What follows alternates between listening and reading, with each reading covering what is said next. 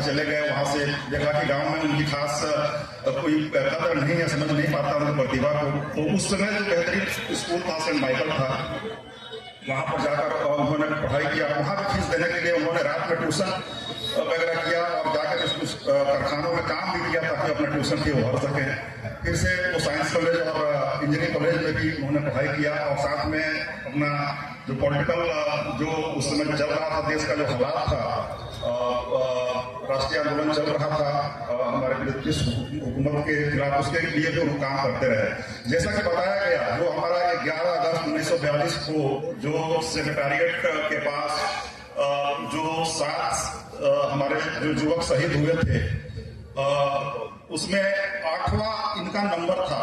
लेकिन जब देखे अंग्रेजों ने कि जब 7 लोग मर गए हैं, तब उसके बाद से उन्होंने गोली मारना छोड़कर गिरफ्तारी शुरू किया और 8वां व्यक्ति हमारे पंडित बिंदेश्वरी दुबे जी थे, इनको गिरफ्तार कर लिया गया, जेल भेजा गया। बाद में फिर जेल से वो मुक्त हुए और फिर उन्होंने आगे के अपनी करियर शुरुआत किया। और मूलतः उस समय जो बिहार हमारा यूनाइटेड बिहार था, उसमें झारखंड भी था, उनका साउथ बिहार नहीं रहा। हजारीबाग और जो कोयलरी के जो क्षेत्र थे, उसमें वो एक मजदूर नेता के रूप में रहे और जो हमारा ट्रेड यूनियन कांग्रेस है उसके वो प्रदेश और राष्ट्रीय अध्यक्ष भी रहे। और मजदूरों के लिए वो बहुत ही एक प्रकार से क्रांतिकारी कदम उठाया। वो हमारे बिहार में भी बहुत सारे मंत्री के पद पे रहे, जिसमें वो शिक्षा मंत्री भी रहे, विज्ञान प्रौद्योगिकी मंत्री भी रहे, परिवहन मंत्री भी रहे, स्वास्थ्य मंत्री भी रहे।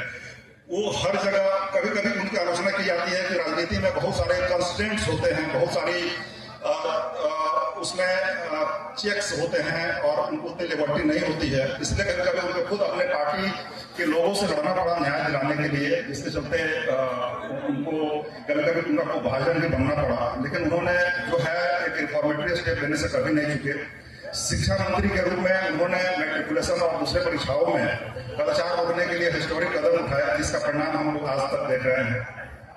उसके बाद से उन्होंने सारे वाइस चांसलर को जो थे उनका पोस्ट IAS ऑफिसर्स के लिए कर दिया।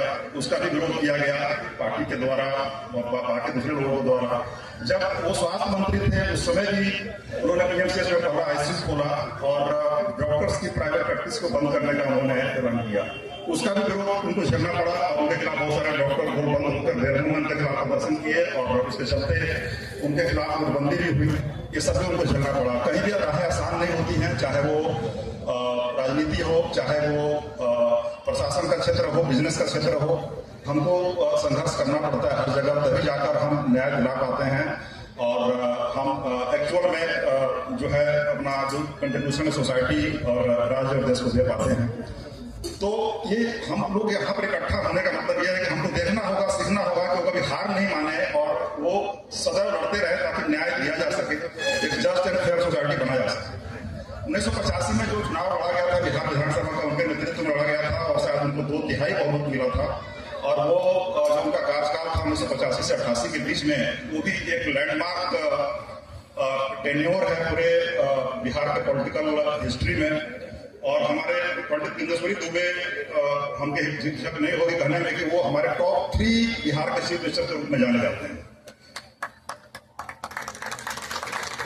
तभी ये राष्ट्रीय समारोह मनाया जा रहा है, कुछ तो कारण होगा। और इसमें जो सबसे पहला नाम श्री कृष्ण सिंह जी का लिया जाता है, उसके बाद से बिंदेश्वरी दुबे जी का नाम आता है, फिर वर्तमान में किसी का भी नाम लिया जाता है, जिन्होंने अपने पूरे ताकत के साथ और सबसे लड़ते हुए उन्होंने अपने जस्टिस को, डेवलपमेंट को इम्प्लीमेंट करने के लिए अपना जीरो जान से सब कुछ लगा दिया। जब वो बने थे, मैं तो पुलिस सेवा में हूँ, उन्होंने पुलिसिंग के लिए जब हमारे 85 में मुख्यमंत्री बने थे, उस समय भी हमारी स्थिति जो थी लॉ एंड ऑर्डर की बहुत अच्छी नहीं थी। उन्हीं के शासन काल के दौरान जो था हमारा ऑपरेशन ब्लैक पंथर लॉन्च हुआ था, जिसमें कि जो अपहरणकर्ता जो गिरोह थे, खास करके चंपारण के क्षेत्र में, उनके खिलाफ, फिर से जो बहुत सारे माफिया थे उनके खिलाफ ऑपरेशन माफिया ट्रायल चला था, ऑपरेशन सिद्धार्थ भी चला था।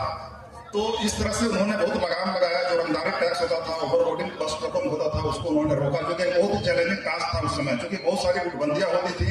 सबसे लड़के अपने पार्टी के लोगों से, आलाकमान से लड़के उन्होंने इम्प्लीमेंट कराया और उस समय जो बिहार की स्थिति थी, हमारी जो पर कैपिटा इनकम थी, उसमें बहुत ही लैगिंग था। बिहार बहुत ही बॉटम स्तर पर था। लेकिन उन 3 सालों के दौरान भी इन्होंने जो काम किया वो आज भी एक मिसाल के रूप में माना जाता है। उस समय उस टेन्योर में इन्होंने न सिर्फ पर कैपिटा इनकम बढ़ाया, बल्कि उन्होंने खाद्यान्न के उत्पादन में पंजाब और हरियाणा को भी छोड़ दिया। ये पीछे हमारा बिहार 1985-88 के दौरान।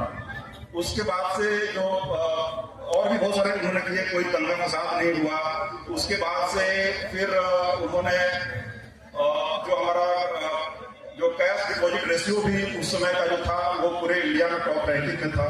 तो इस प्रकार से उनका टेन्योर बहुत सारे विघ्न बाधाओं, बहुत सारे कंस्ट्रेंट्स के बावजूद भी उन्होंने लड़ते झगड़ते जूझते हुए जो बेस्ट हो सकता था देने की कोशिश किया। और यही सीख हमें लेनी है और हम लोग ले लें और हरदम उनको याद करेंगे और उनके इस विचारों से सीमित संसाधनों में भी रहते हुए अपना बेस्ट देने के लिए जो उनका ललक था, जो उनके अंदर जो भावना थी, उसी को जिंदा रखने के लिए सब इकट्ठा हुए हैं और हम लोग जिंदा रखेंगे। सब नमन करते हैं।